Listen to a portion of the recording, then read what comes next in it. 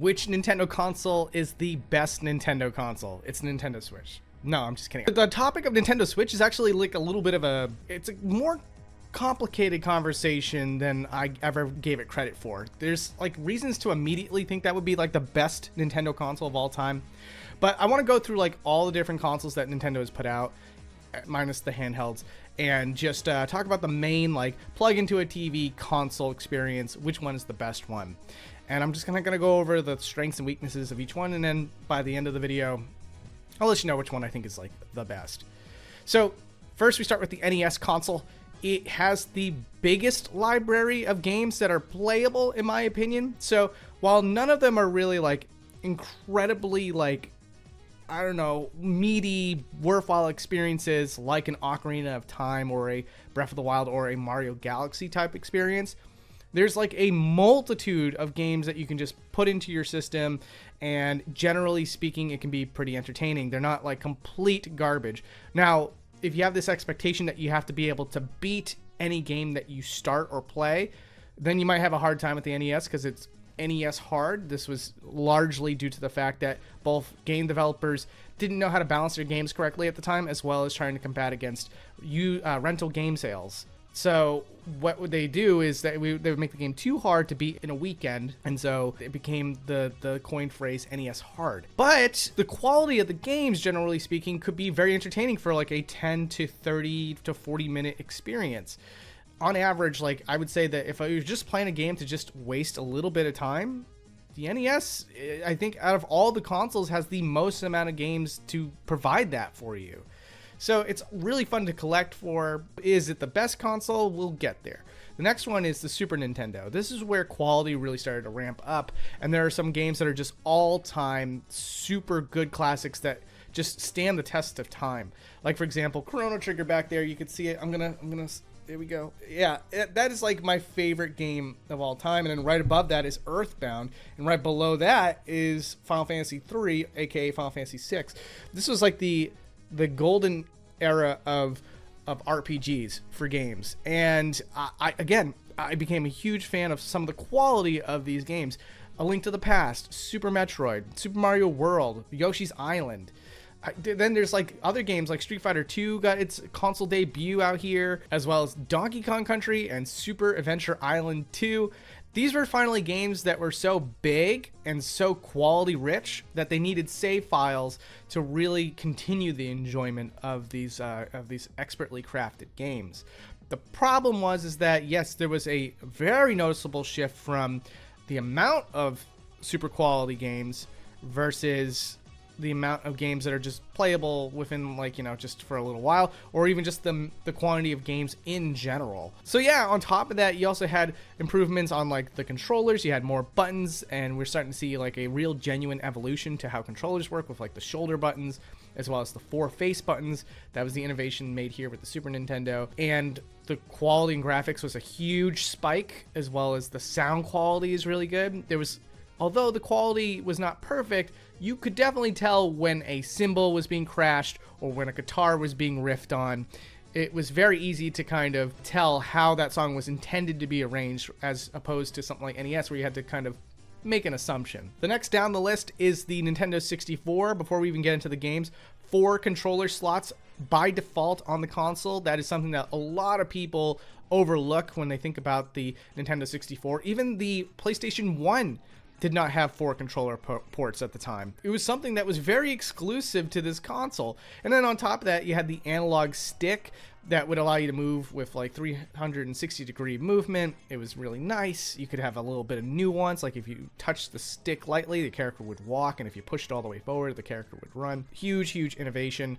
So like this was all very good stuff.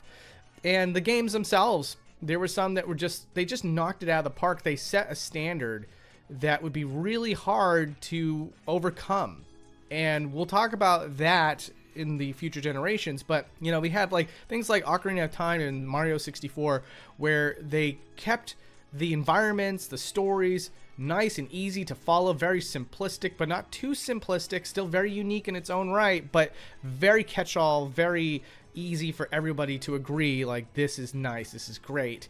And then on top of that, the gameplay was stellar and innovative and pioneering for its time. So with Mario 64, it just goes into an all new gameplay direction where you can jump into worlds and it's open-ended and you can kind of collect stars in a pattern that is tailored to you and not necessarily by a linear path like we've seen in past Mario games. Like the most amount of freedom that you really got back then was Super Mario World, where you could find a secret path that might take you someplace else, but there was still an intended main path. Whereas with Mario 64, you could jump from level to level and collect stars in a multitude of different orders. So it was really great for that. And then there's this Ocarina of Time, where, you know, no longer is it a top-down perspective. You have the camera over the shoulder. The combat's way more involved than it was in the past. No pun there with A Link to the Past. And then the story was richer than ever before. There was a lot more story to take in with this. And on top of that, they did more to build on their universe with new races like the Zora and the Goron and stuff like that. And it really landed. It was really good. And it was very iterative since then because they were that good. So again, the games like that, and then, oh my god, Star Fox 64, Banjo-Kazooie, really good experiences that are timeless. The problem is that I think out of all the Nintendo consoles, this one actually has the least amount of games, and then on top of that, how many of those games are actually good? Not many. And then on top of all of that, because it was a brand new thing doing the 3D for the very first time, it doesn't age well. These games are very, very good candidates for remakes because of how ugly they look year after year. And so with that too, there was everything that was innovative was iterated on. Like the controller itself, while it's great that it introduced so many different things, it's not the best controller either. It lacks 2 sticks, which makes it difficult to control a lot of 3D games. And some of them worked with that limitation, like Mario 64 and Zelda. But things have changed quite a bit since then, and people go retroactively back to these games and find complaints with them because of how things have improved over time. So it's with that said that, yes, this is probably one of the most pioneering consoles of all time, but there are a lot of things that don't make it great in hindsight. It doesn't make it great to go back to, as well as something like some of the all-time best Super Nintendo games, and also just the bevy of NES games that you could play. Next up is the GameCube. GameCube is a very interesting one because this was during a time where the graphics have improved exponentially yet again. I would say that this is finally the time where graphics started to actually look great. You know, it was starting to catch up to things like Toy Story, which was like the first theatrical 3D movie. But like Nintendo was not satisfied on that alone, and because of that, it was a very experimental console for them. So it's both great and not great. It's funny because in the moment, in the time when you lived in the GameCube era, games like Super Mario Sunshine and Wind Waker, aesthetically, it was not good for a lot of people that grew up with NES and Super Nintendo because these were children growing into teenagers and wanting to become men and women. So when you introduce games that are more cartoony and kid-like than ever before with the happy-go-lucky island adventure of Super Mario Sunshine, and you have a water pack strapped to your back, and the cartoony, really childlike adventure of Wind Waker, these were things that didn't appeal to kids growing up. And so there was a lot of pushback and a lot of migration to things like PlayStation 2 that promised to be more edgy, to be more mature, with things like Grand Theft Auto and Halo on the Xbox and stuff like that. So it did a lot to fracture its audience with the GameCube. And then aesthetically, of course, the console is indigo. It was like naturally purplish looking. And of course, purple's a very divisive color for people. It's not as catch-all like black, white, red, or blue. So that was also something that kind of like hurt the image of the console. But image aside, that doesn't really determine whether or not a console is good or bad. In fact, the GameCube is one of the weirdest consoles in this lineup because if you go backwards and start checking out the games that were made for the GameCube, you realize like these games are fantastic. Games like Pikmin, Wind Waker, and Mario Sunshine actually got a lot of praise when there was a lot of look back on these games because they're innovative. They dared to be different, and when you compare that to modern gaming, it's very rare and very appreciated, because too often during later console generations, as we'll talk about in a moment, lots of companies started to play it way too safe, and therefore it became very generic and unappealing because there's just too much of what you've seen too many times already. But the GameCube was a little too far ahead of its time because, again, there was a lot of different new IPs like Eternal Darkness, as well as Geist.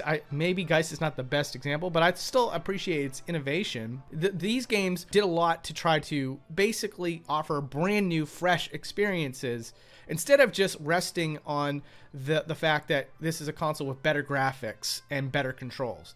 There are very few that did just that.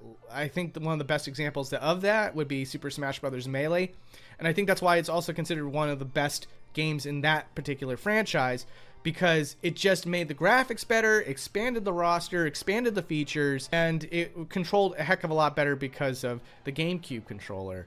So, like, a lot of fans loved Melee. A lot of people did not like things like Mario Kart Double Dash, because they wanted a traditional Mario Kart game with just better graphics at the time. But again, if you look at the entire body of work for the Mario Kart franchise, a lot of people now retroactively appreciate Mario Kart Double Dash for what it does differently and how well it does things differently than what we have now these days. So, as far as being one of the best consoles of all time, it's a solid contender, I will say that.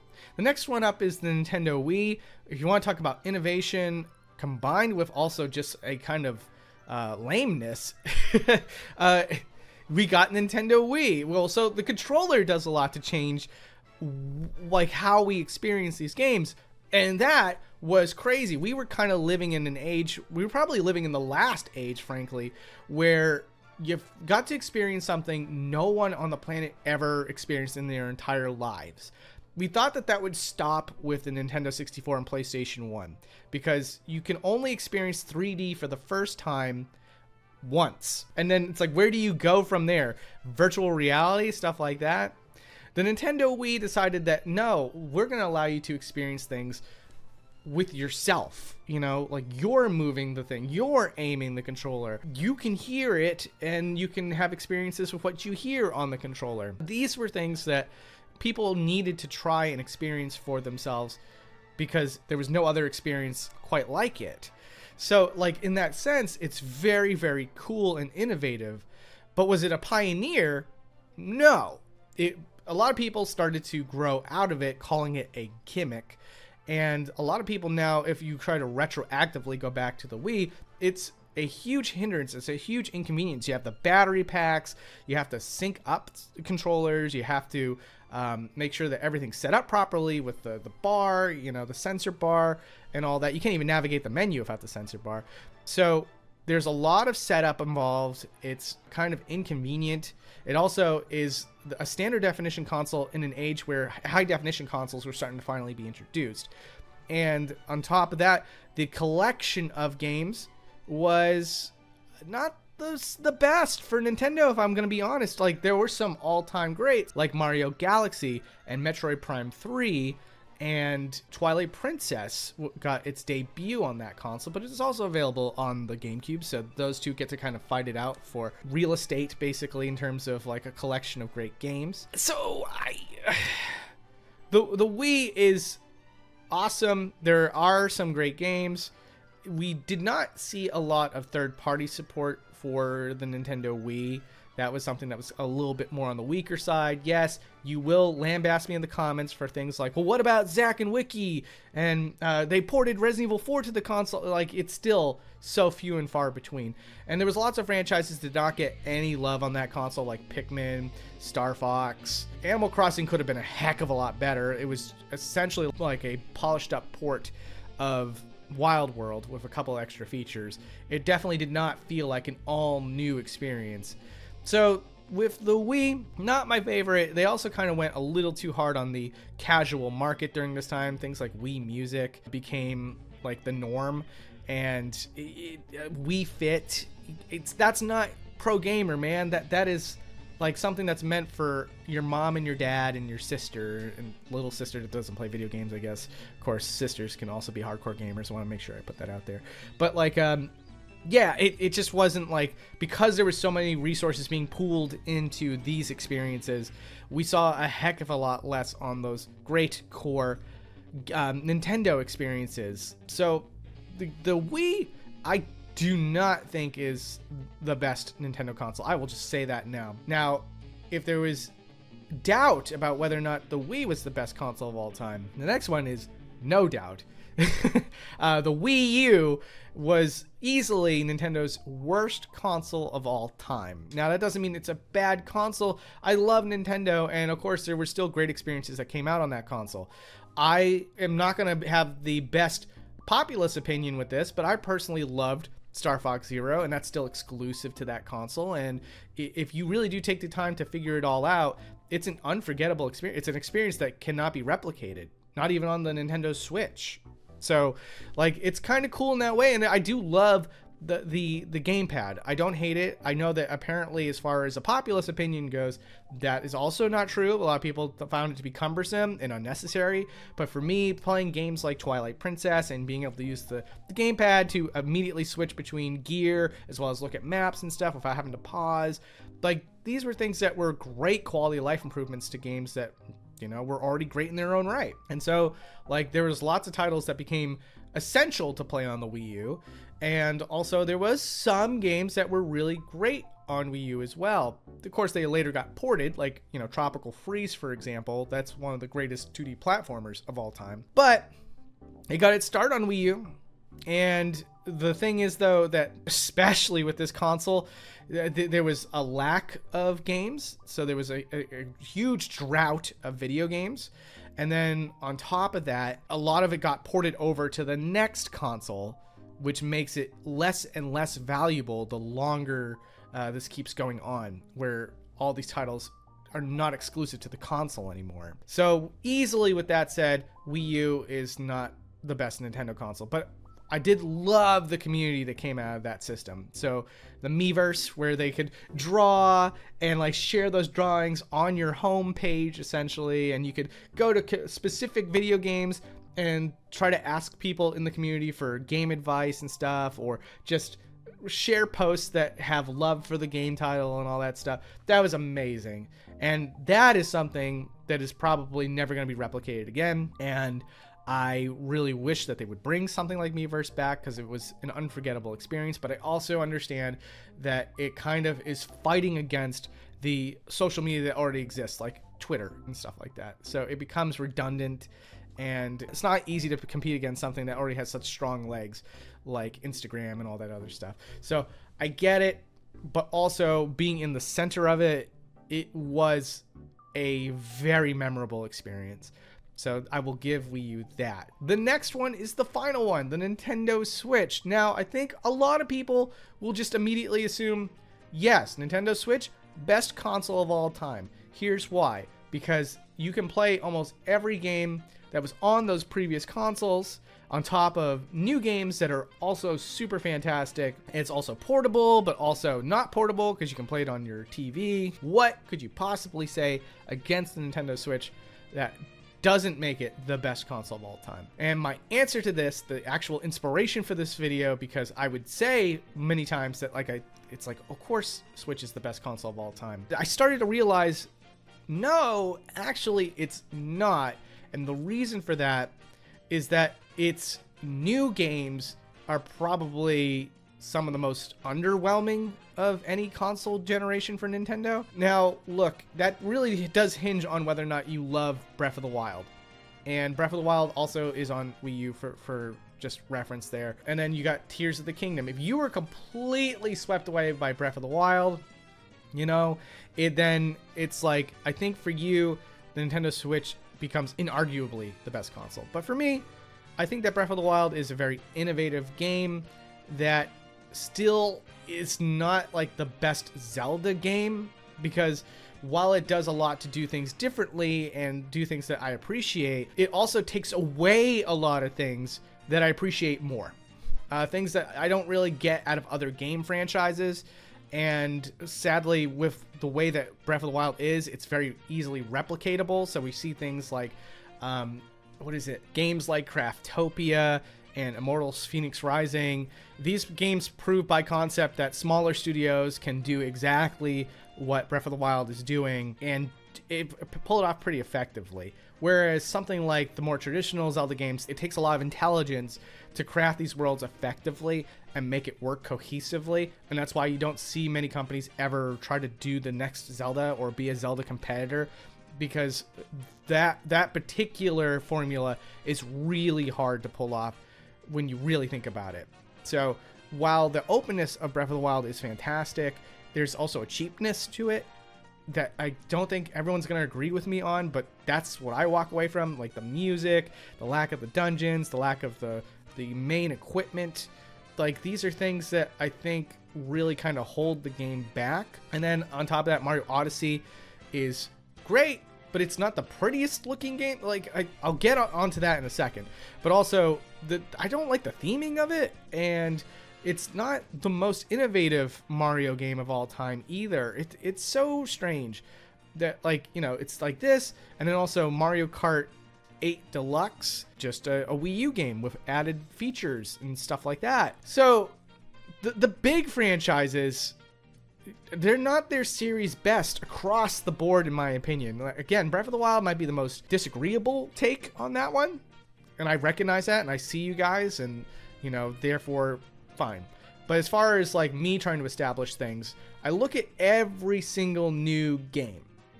Pikmin 4, Metroid Dread. Metroid Dread is fantastic, by the way.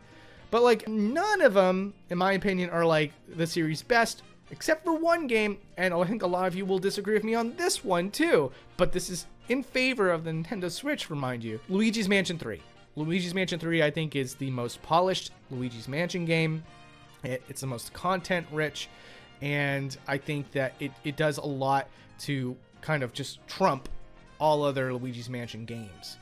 But I can't think of a single Nintendo Switch game where it's like, wow, I just experienced the best blank game in the entire franchise. None of them, like, ever go that far. This is going to be probably the hottest take of all, but I think that the Nintendo Switch is the ugliest game console in terms of graphics of all time. They're doing a lot of new things, like they're adding a lot of bloom to a certain game, and they're changing perspectives and stuff like that, but the bloom is kind of ugly.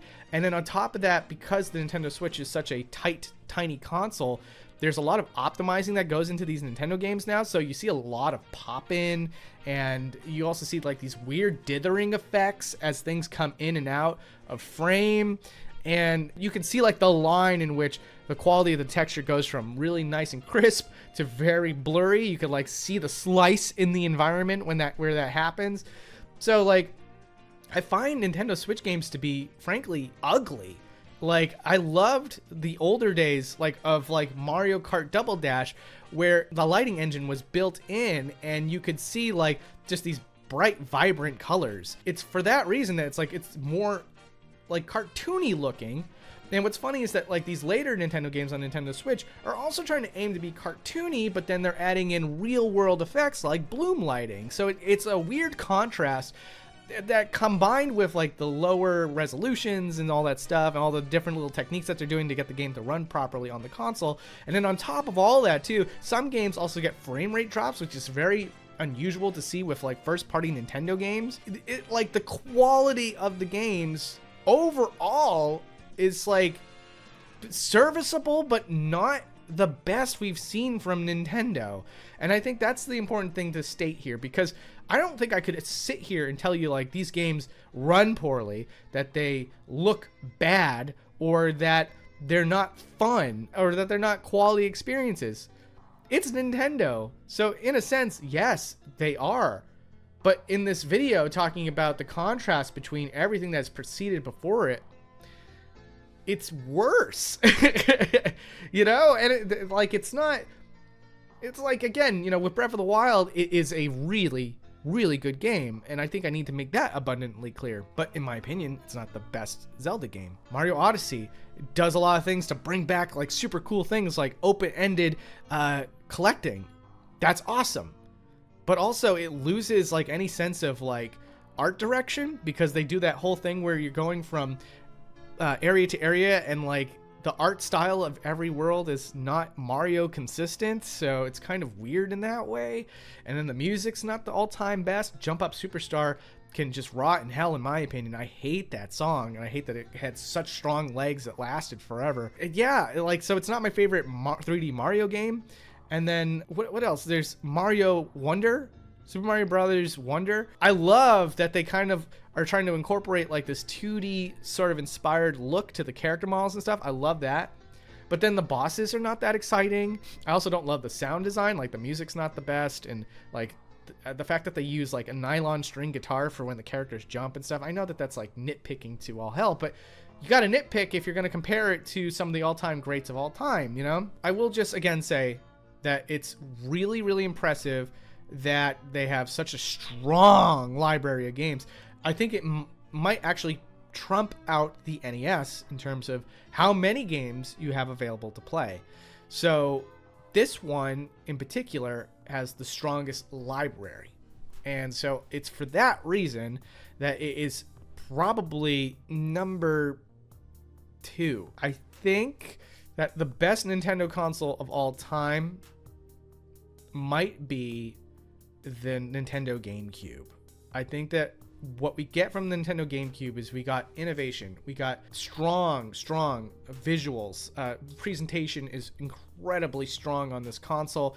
You can go back and play a lot of these games and they still hold up visually, and they're really well optimized, and they have a strong sense of style and consistency. And then a lot of them are innovative, but also just in a really good timeless sort of way, like the first-person perspective for Metroid Prime, as well as titles like Mario Kart Double Dash, where it was brave enough to be different. And I appreciate the console for that. Combine that with so many innovations that were just great for its time. So like you got graphical upgrade, you got 4 controller ports, you got improved controls. There was a lot to it. There's a lot of great multiplayer experiences that came out of it because of that. There's a lot of great single player experiences. Again, there's a stronger library of brand new games that were really, really good and timeless, even if they weren't necessarily appreciated for its time. Things like Luigi's Mansion, Pikmin, there's a lot there. And then on top of that too, there were a lot of games that got brought over to the GameCube. Not as many as the Switch. It's obviously king for that, but there's still a lot of games you can play on the GameCube. You could play pretty much every single Zelda game up to that point, thanks to collection discs and stuff like that. And there was some really cool stuff that came from third party as well. We had Resident Evil 4 as an exclusive for a while on that console. There was also remakes of things like Metal Gear Solid.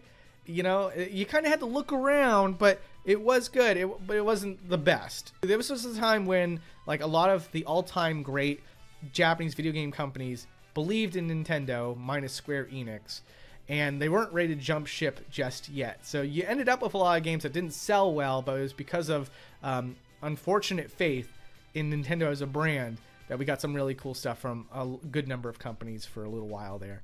So there you go. That's my choice. I think that like the Nintendo GameCube is in fact the best game console of all time when you consider all aspects. But also keep in mind that the things that I gave strengths to for other consoles, that could be your reason why that is the best game console of all time. And you also might disagree with how I feel about certain things with the Nintendo Switch, for example, with how the graphics look. You might think that the graphics look incredible. And if you do, that's just the two of us disagreeing, and of course, your opinion is completely valid. But for me, again, my whole thing is that when I look at all these different categories that I kind of stacked against one another for these consoles, I think that the GameCube kind of wins out in terms of timeless classics, as well as presentation, optimization, and innovation. So there you go. I'm glad I was able to get this off my chest. Don't hate me too much. I'd rather just hear what you feel is your favorites. The best counter argument that is also the most respectful. If you can do that, I will ping you for this video. And good luck to you with that. And if you enjoyed this video, please hit subscribe. It could mean a ton. It could mean a ton. It does mean a ton. All right. Well, anyways, take care.